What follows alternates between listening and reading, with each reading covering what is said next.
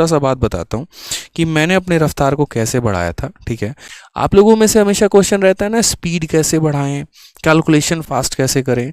उसी में मैं आपको एक बात बोल रहा हूँ कि ये जो स्पीड है ना, ये स्पीड कैसे बढ़ाएं, इस पॉइंट पर मैं आप लोगों को 2-3 बातें बताता हूँ, बड़े ध्यान से समझिएगा। ठीक है, एक होता है मेरे भाई यहाँ पर कंसेप्ट, समझना मेरी बात को, कि एक आपको हो जाता है कि आपको किसी चीज़ का नॉलेज है, और दूसरा होता है प्रैक्टिस।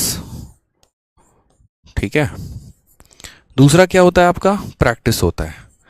ठीक, अब मेरे भाई ये जो है ना, स्पीड कैसे बढ़ाएं, ये नॉलेज से कभी नहीं बढ़ता, कभी नहीं बढ़ता।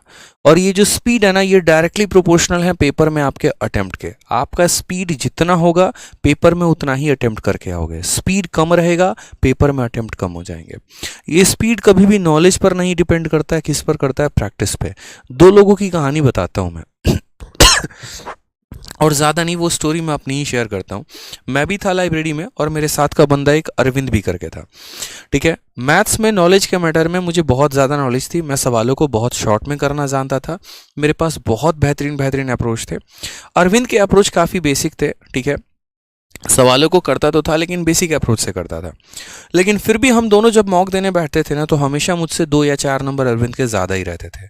और उस दिन मैंने लाइब्रेरी में एक बात अरविंद को बोल भी दी थी कि भाई देख, सिलेक्शन मुझे पता है हम दोनों लेने वाले हैं, लेकिन लिखित रूप में मुझसे ले लो कि जिस दिन रिजल्ट आएगा ना, उस दिन तुम्हारा मेरे से मैथ्स में 2 नंबर ज़्यादा रहेगा, लिख लो।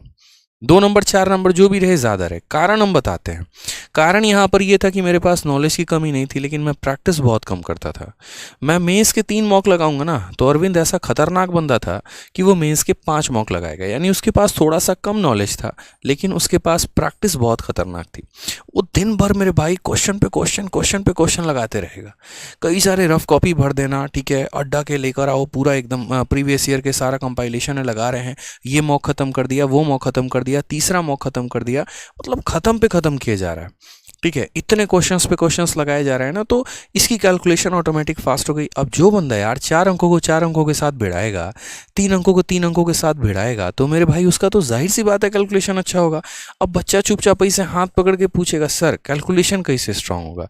तुमको यार 20 तक का टेबल नहीं आता है, क्यूब नहीं आता है, स्क्वायर नहीं आता है। फिर ऐसे कितनी बार तुम यूट्यूब पर सर्च कर लो, 50 टॉपर के वीडियो देख लो, 100 लोगों के पास भटक के चले जाओ, गाइडेंस ले लो कि कैलकुलेशन कैसे बढ़ाए, कभी नहीं बढ़ने वाला। एक ही तरीका से बढ़ेगा और वो तुम्हारा प्रैक्टिस होगा। मेरे भाई जब तक तुम 39 को 37 से मल्टीप्लाई नहीं करोगे तो कहाँ से तुम्हारा स्पीड बढ़ेगा, बताना। पता तो होना चाहिए ना कि मल्टीप्लाई करने पे क्या है। अब बेसिक अप्रोच लगाओगे तो जीवन भी वैसे ही होगा ना, बेसिक सा। और आज यही कारण है कि हम दोनों एक्साइज इंस्पेक्टर सेलेक्टेड हैं। मैं भी एक्साइज इंस्पेक्टर हूँ, वो भी एक्साइज इंस्पेक्टर है, और उसको अपना मनपसंद शहर मुंबई मिला जहाँ वो चाहता था। तो डिपेंड करता है भाई, समझो इस बात को लेकर। ठीक है, तो ये बहुत बड़ा फैक्टर होता है। Knowledge doesn't play the game, speed है। ठीक है, आज एक कोई टीचर और किसी स्टूडेंट को आप बिठा दीजिए, टीचर के पास बहुत अच्छा नॉलेज है, स्टूडेंट के पास थोड़ा कम नॉलेज है, लेकिन मैं फिर भी गारंटी कहता हूँ कि जितने भी यूट्यूब पे टीचर्स पढ़ा रहे हैं ना, उनसे बेहतरीन एक स्टूडेंट का स्कोर होगा जो डेली प्रैक्टिस कर रहा है, क्योंकि वो प्रैक्टिस में है। ठीक है, तो स्पीड बढ़ाने का एक ही मूल मंत्र है, और वो मेरे भाई सिर्फ और सिर्फ प्रैक्टिस है। जितने सवाल लगा सकते हो उतने लगाओ, जितने प्रीवियस ईयर के क्वेश्चन सॉल्व कर सकते हो उतने प्रीवियस ईयर के क्वेश्चन सॉल्व करो। और ये यूट्यूब पर सर्च करना बंद करो, स्पीड कैसे बढ़ाएं, कैलकुलेशन कैसे टेक्निक करें।